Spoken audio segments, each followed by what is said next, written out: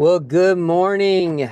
It's day 22 of a 30-day series, and where I'm showing you how I've been living out of this Subaru Forester for the past 17 and a half months as I'm traveling around the country. Today, I'm headed to the library to knock out a couple small jobs, mainly a YouTube video, and then I have to do a job for a client, and then I'm gonna get the hell out of Dodge for the day.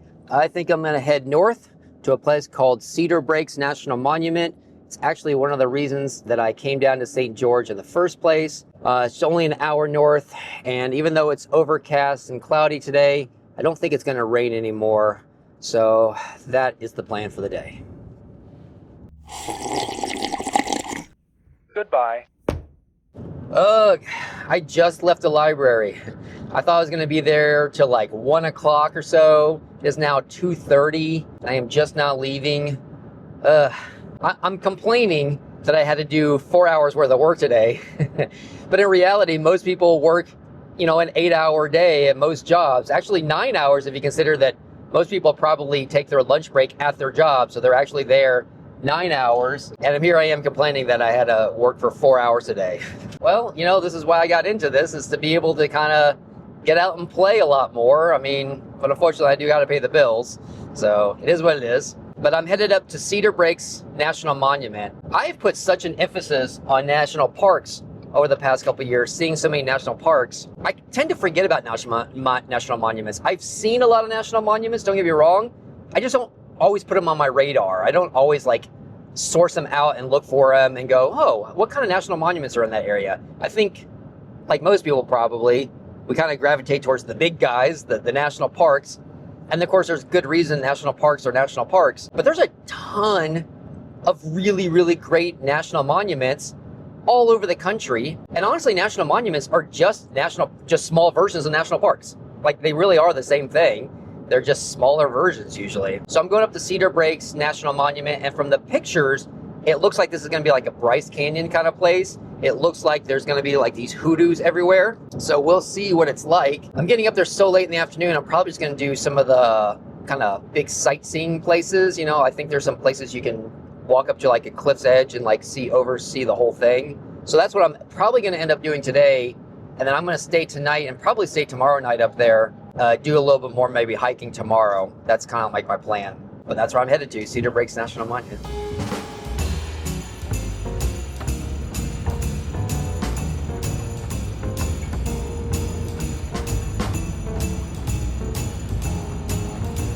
Whoop, almost forgot this.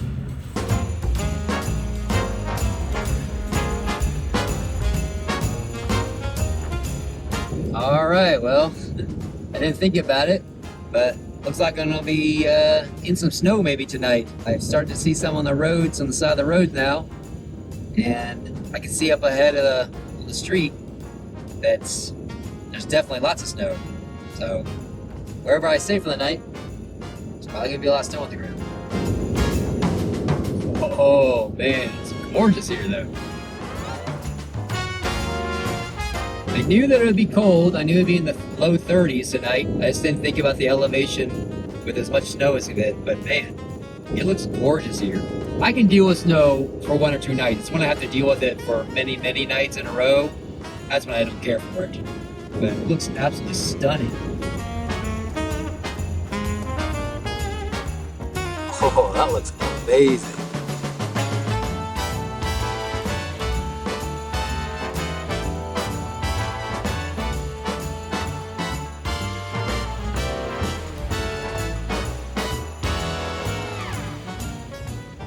It is just nothing but white up here. Oh my gosh. Looks amazing. This is awesome.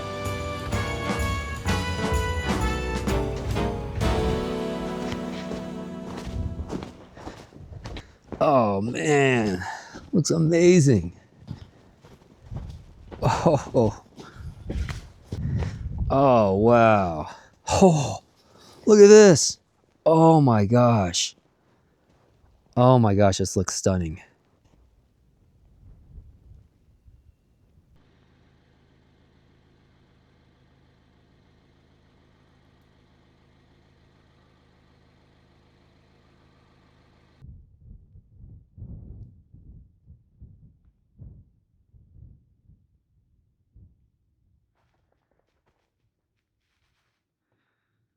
Oh, this looks so cool. I've always wanted to go to Bryce Canyon when there's some snow out there because I just think that the hoodoos will look so amazing. So this is a pretty close second, I think.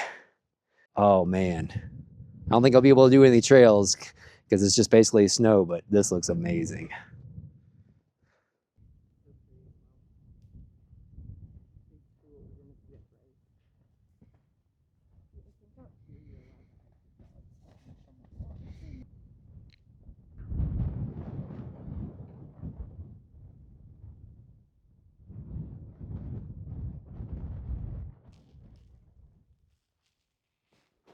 My fingers hurt. All right, the area I just was at with that cliff view and everything, that's called Sunset Point, Sunset View. It's definitely, I think, one of the biggest standout features here. Stunning, absolutely stunning. Like I said, I've always wanted to go to Bryce Canyon when there's some snow on the ground. You can see it on the hoodoos. Same thing with Grand Canyon. I would love to go to Grand Canyon sometime when there's a little bit of snow. Just it makes all the rock formations just like jump out at you. Like last year, I was in Black Canyon of the Gunnison, which is in Colorado, and I got there after a snowstorm, and it just makes all the rock formations just pop when you see all the snow is like falling in like different crevices and stuff on the rocks. It just makes everything just like stand out. I was about to say you can't really go hiking and stuff like this, but I guess some people do. I just don't have the right gear for that. I don't have crampons and I don't have snowshoes. And I mean, my boots are like waterproof to a certain degree, but after a while, it'll start to seep through. So I don't know how much I'll actually get to do here tomorrow. We'll see if I actually stick around the entire day or if I just go back to St. George. But for right now, I've got to find a place to sleep. That I looked it up on iOverlander before I got here. There is all sorts of national forests around here. I just don't know what the conditions are going to be like to drive into them. So we'll find out. I mean, if push comes to shove, I could always go back to St. George or down to the town of Cedar City, Cedar Grove, Cedar City, I think it was, down there at the base of the park here. I think I'm gonna find a spot. Okay, well, rookie mistake. I was not thinking about the elevation change up here. I just checked. I'm at 9,700 feet, so I'm up there. When I checked the weather before coming here, the closest place I could find the weather for was the nearby city of Cedar City. And Cedar City is in much lower elevation, clearly, because there was no snow there. It was cold and chilly, but it was no snow. So I was thinking, oh, it's going to be fine. And it's not so much about the snow, it's the fact that I now am having a little hard time finding a place to sleep because all the places that I normally would get off the main road and take service roads to are all covered in snow. And I do not have the proper lift. Hopefully that'll change in the next week. But I also do not have proper tires. I don't have chains. I would just get totally snuck. Plus, I don't even see a path going off the main road to get to any of these places down these service roads because it's just one level of snow everywhere. So I can't even get to any of them. So what I'm doing now is I'm going down the street and getting into lower elevation towards Cedar City, but not quite to the city, just enough that I am out of the snow line. And it looks like I might be able to find a place in the national forest, and we'll see. We'll see what it's like. It's starting to get dark, so we'll see what it's like. All right, well, found home for the night. It's nothing special. I'll show you tomorrow. It is literally just up this little dirt road off the main road, and I just happened to find this little like cutout here that I backed into. It's a little muddy, but it's mostly packed down mud. It's nothing to like really get stuck on anything. It's just not a great spot. But I wanted something off the main road, quiet from everything. I wanted to put out the awning and have the lights up. And I'm gonna sit out here and have a hot toddy and eat my meal versus sitting in the car like I have the last several nights because I've been stealth camping and I don't just hang out of the car and eat my dinner and stuff. So I wanted a spot tonight where I could do that.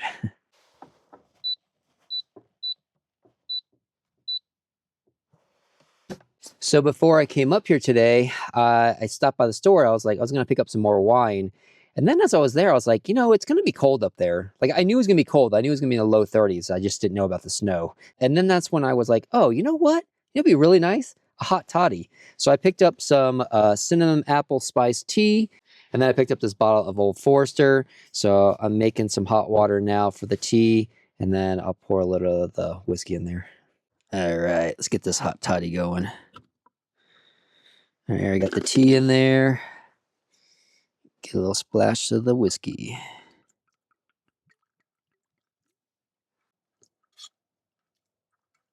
All right, something I'm just realizing, I shouldn't have done water for the tea. I should have done apple cider for the tea base and then put the whiskey in there. It would have been a lot better, but I don't do a lot of mixed drinks, as you can tell.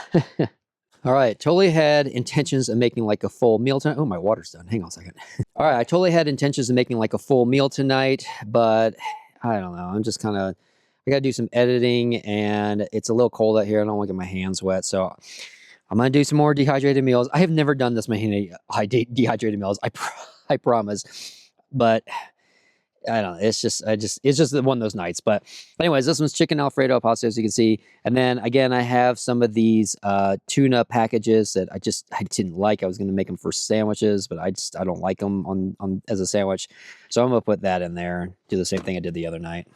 All right. So how did I become a full-time traveler? How did I go from full-time apartment living to living out of the Subaru Forester for the past couple of years? Well, in order to talk about that, we have to rewind the clock a little bit. In fact, we have to rewind about 20 years because I just always thought it'd be so cool to take a year off and be able to travel around the country, starting in Florida and drive out to California. At that point in my life, I had never been to California and I lived in Florida and I wanted to drive across the country and I wanted to go from Florida to California and then from California drive up to Washington State. Again, at that point in my life, I'd never been there.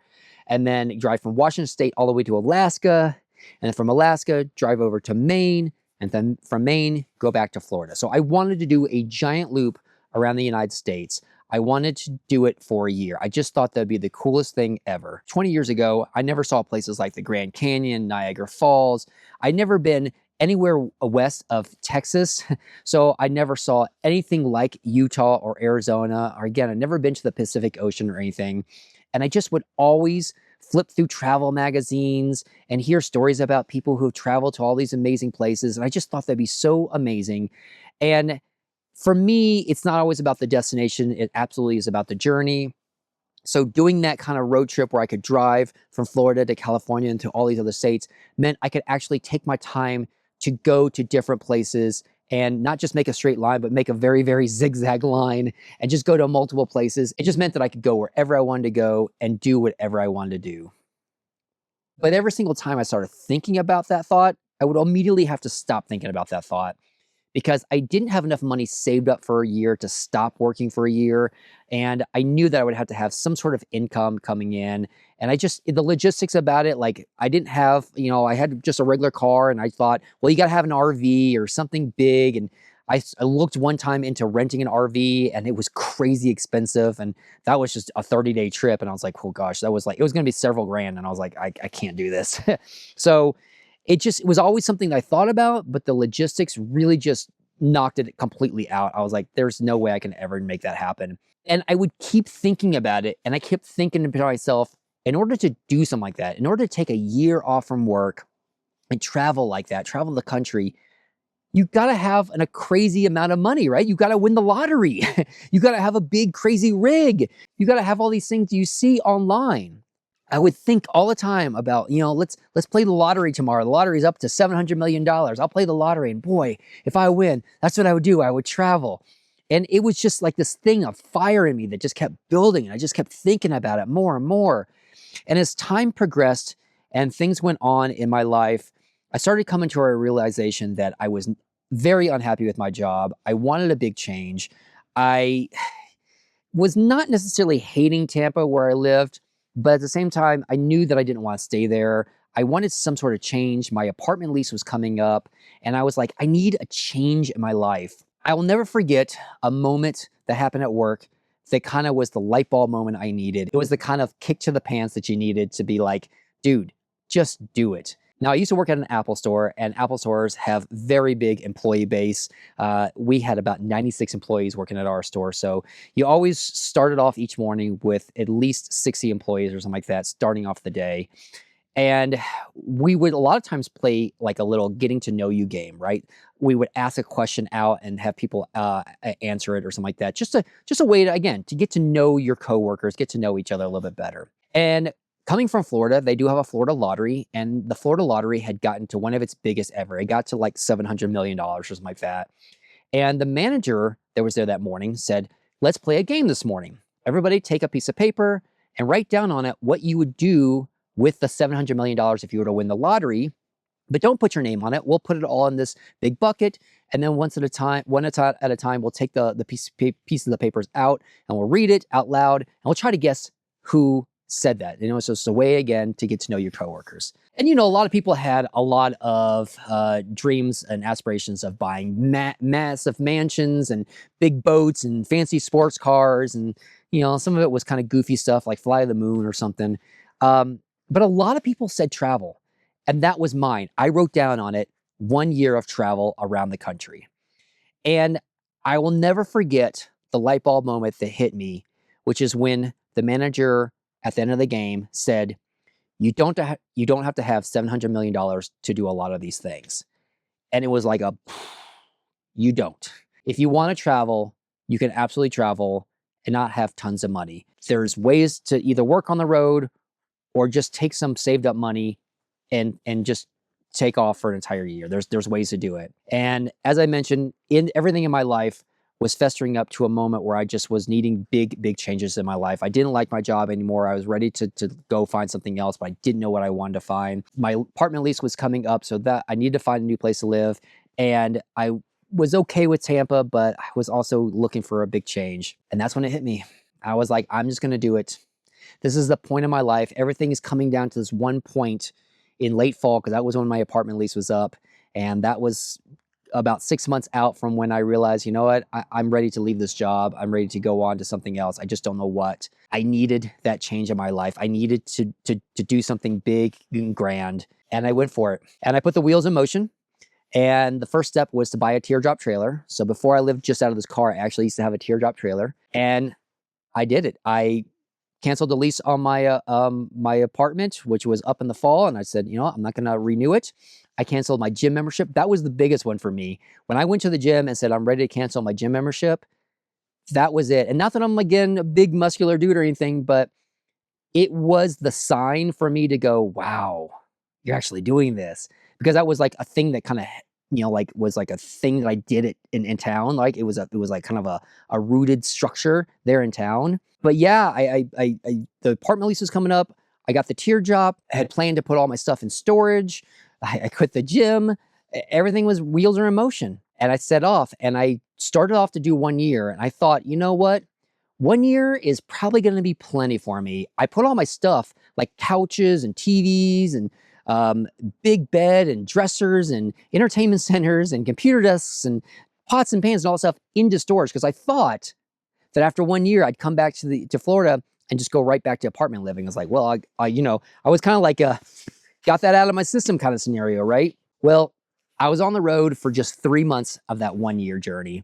And I had started meeting other travelers. In fact, I was in Quartzsite, Arizona. And if you don't know, Quartzsite, Arizona is a mecca for full-time travelers. It pulls in people from all over the country, especially during the winter months, because there's tons and tons and tons of BLM around there. And it has a couple of like nomad community events that you can be a part of. And it just becomes this little community, again, especially during the winter months. And so that's what we were. We were there in January, and I was meeting other full-time travelers. And I had only been on the road for 3 months at that point, but I was meeting people that had been on the road for 2 years, 3 years, 5 years, 10 years. And every single one of them had a job. And I was like, oh my God, this is sustainable. Because I had quit my job to full-time travel, but I didn't have a job. I was lucky enough that I actually did have a little money saved up, and I quit my job to travel, and I just went for it. And I was thinking to myself the whole time, I was like, this is really cool. How do people make this work remotely? And I started meeting people that did it. And of course, they all had remote jobs. Of course, most of it's internet-based. I listened to them and I watched them and I was like, these guys just live out here. They've been doing this for years. And that's when it hit me. I was like, 1 year is just not going to be enough. I have got to do this for a couple years. So I had made my decision just 3 months into a 1 year journey that I'm going to keep going for a couple years. But instead of nailing down a remote job right then and there, I did decide to ride out my full year. I said, you know what? I'm in a very lucky place where I can literally just enjoy life for a year. I don't have to work. I had some money saved up. That was my initial plan, travel for a year. I still had a bunch of stuff back in Florida in a storage unit. So I knew I was always going to go back there and either use all that stuff back in a new apartment or go back there and sell it. And I said, you know what? Let me just complete my 1 year journey. Let me make it out to California. Let me go to Washington. Let me go to Maine and come back to Florida. And then when I come back to Florida, I'll find a remote job. And that's what I did. I did a 1 year journey around the United States. You can actually watch an entire video right here of a recap of all the places, all the big places that I went to in my little teardrop. And so I got back to Florida. First thing was I sold all my stuff. I started staying with family and friends, and I started putting the wheels in motion to get a full-time remote job. The first thing I did was I started a travel business because coming off of 1 year of travel, I was looking for a remote job. And I thought, hey, what better way to help people than create a travel agency? Because I just traveled for an entire year. I could help people do that. So I did that for like 9 months, but it wasn't very lucrative. Marketing was really hard for it. It just never really took off. And in that time, in that 9 months, about 6 months into it, I started looking for other means of income while I was trying to get this business off the ground. I was like, I got to do something else. And while I was traveling that first year in my teardrop, that's when I started the YouTube channel because I wanted to show people, friends and family, where I was going. At the same time, I thought that I would be able to make a little bit of gas money with a YouTube channel. Now, the YouTube channel didn't actually start making me money until about 13 months in. So 1 year of travel was completed. The next month after I got done traveling is when I actually started making a little bit of money off YouTube. And I do mean a little bit of money. But video editing was a passion of mine. It had started to grow and I started having a lot of fun with it on the road. And so that became my side gig. As I was trying to grow this travel agency, I said, well, this travel agency is taking a really long time to take off. Why don't I do something else that I can supplement my income? And that's when I started doing freelance video editing. So I started a Fiverr account and I started doing freelance. And that didn't take right off or anything, but it was definitely faster than my travel agency. I started getting more and more business that way. And I was having a lot more fun doing it. The travel agency was just not as fun as I thought it was going to be. I ended up just shutting down the travel agency and doing freelance video editing full time. And so that is how I found my remote job. And of course, the whole time was to get back to full-time travel. Now, I've done an entire video of why I got rid of my teardrop. I'll put that right here as well. But the short answer of it is a teardrop just didn't offer anything different than what the car did. Even this spot tonight, I would not have been able to get here in the teardrop. Again, you can watch that entire video and go through all the reasons why I got rid of my teardrop. I ultimately just like the minimalism of just the car. I like the car is just so nimble. It allows me to get in nooks and crannies a lot easier. I just full on like the car better than having the car and pulling a little teardrop. Like it was just kind of a hassle. That's the story. That's how I got into it. It started out as a one-time far off dream of being able to just see the country for a year to actually being able to see the country for a year and then realizing that I'm never going back to city life, or at least just not for right now. All right, that's my story. That's how I got into full-time travel. Tonight, I'm gonna go ahead and eat a dehydrated meal, which should be ready now. I'm gonna finish the rest of this hot toddy, and I'm gonna edit a video for you guys. Tomorrow is day 23, if I'm not mistaken. I'm not quite sure what topic I'm gonna cover, but one of the things I really wanted to go over was, at some point, was kind of like tips and tricks and just little ways I found road life to be a little bit easier. So I thought that might be a really good topic as well. All right, guys, until tomorrow, thanks for escaping normal life with me.